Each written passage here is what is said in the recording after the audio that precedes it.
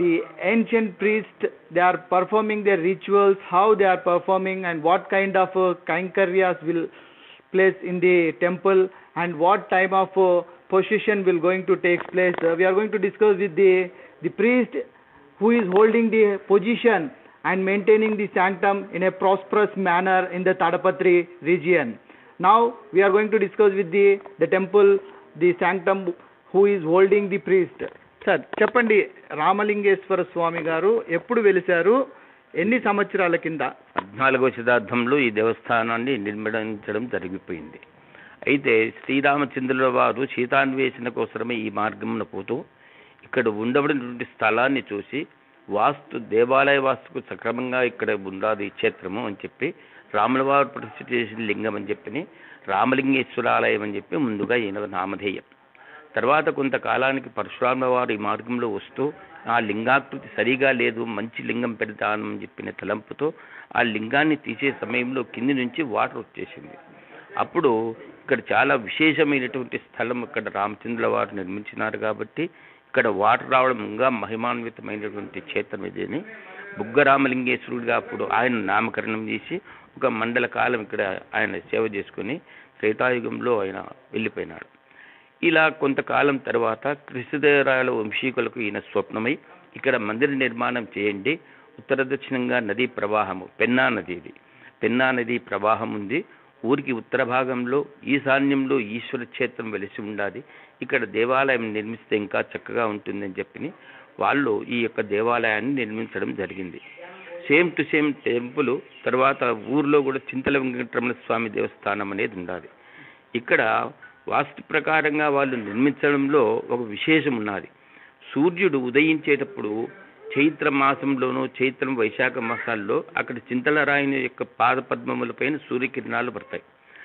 ఆ మాసంలోనే సాయంకాలం 5:40 ఖచ్చితంగా ఇక్కడ ఈశ్వరుని పైన కూడా సూర్యాస్తమయ సమయంలో సూర్యకిరణాలు నిండుగా ఇక్కడ కూడా పడతాయి.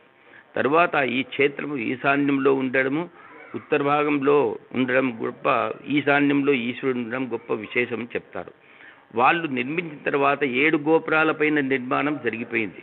అయితే కొంతకాలానికి విపరీతమైనటువంటి వర్షాలు వచ్చి పెద్ద రివర్ పెన్న వర్షాలకు ఆ గోపురాల పైన నీరు ప్రవహించింది. అప్పుడు బాల్యంలో మేమంతా కూడా చూసేటప్పుడు ఇసుక కుండలుగా ఉండేది ఈ గోపురాన్ని తగులుకొని. ఆ ఇసుకంతా ఈ పెన్నా సిమెంట్ వాళ్ళు రావడంతో ఎల్ఎన్టీ వాళ్ళు ఆ ఇసుకంతా పోయిన తర్వాత ఆ ఇసుక పోయిన తర్వాత శిథిలాలన్నీ కూడా అక్కడ దొరికినాయి. దేవస్థానం యొక్క శిథిలాలు అవన్నీ కూడా దారిలో అక్కడక్కడ పెట్టారు. బ్యాక్ సైడ్లో ఒక 200 శిథిలాల స్తూపాలన్నీ కూడా ఉన్నాయి.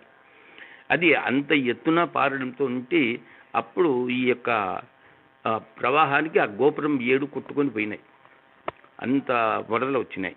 దానికి పూర్వీకులు ఒక పాఠం కూడా చెప్పేవారు. అది ఉల్లికల్లు ఉప్పలపాడు ఊపులకే బాయనన్న, చోటిపల్లె గండ్లూరు చెప్పందే బాయనన్న, తాడిపత్రి గోపురాలు తన్నుకొని బాయనన్నని పూర్వీకులు అదొక పాఠం కూడా పాట చెప్పేటోళ్ళు.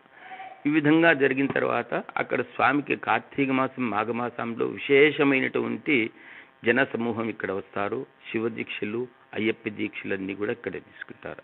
అయితే ఈ శిల్పకళలో కూడాను ఈ యొక్క రాతి స్తంభంలోనే సప్తస్వరాలు వస్తాయి. వీటిల్లో ఇది ఒక్కొక్కటి ఒక్కొక్క సౌండ్ వస్తుంది.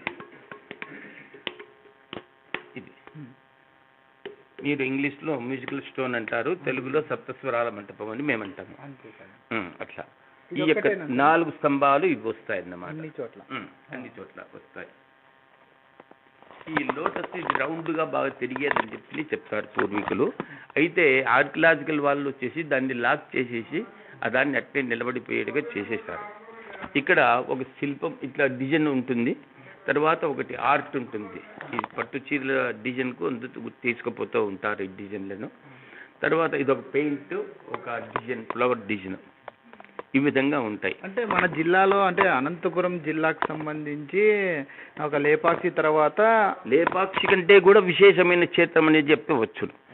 ఇక్కడ ఇది కైలాసం అని చెప్పి శివుడు ఉన్నాడు కాబట్టి కైలాసం అని, దక్షిణానికి అక్కడ వెంకటేశ్వర స్వామి క్షేత్రం ఉంది కాబట్టి అది వైకుంఠం అని కూడా చాగంటి కోటేశ్వరరావు గారు ఇక్కడికి వచ్చినప్పుడు ఈ యొక్క శిలాశాసనాలన్నీ చూసి ఈ యొక్క శిల్ప సౌందర్యాన్ని అక్కడ దక్షిణం దిశకు అక్కడ వెంకటేశ్వర స్వామి ఆలయము ఈశాన్యానికి ఈ యొక్క శివాలయం ఉండడము, ఇది కైలాసము వైకుంఠము రెండూ కలిసినటువంటి క్షేత్రం. ఇది దక్షిణ కైలాసము దక్షిణ వైకుంఠం అని చెప్పి కూడా చెప్పి ఆయన చెప్పేవారు.